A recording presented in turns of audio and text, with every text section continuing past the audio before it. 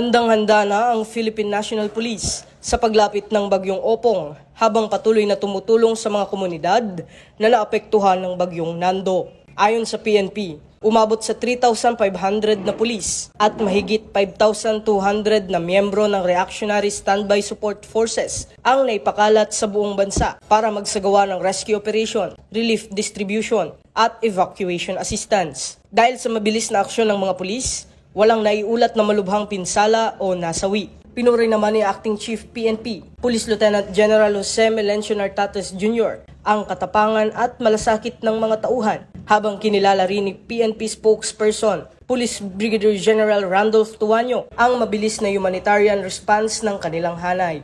Patuloy na nakaalerto ang PNP at nananawagan sa publiko na makipagtulungan sa mga lokal na otoridad, sundin ang mga abiso sa kaligtasan at manatiling maingat sa paglapit ng Bagyong Opong.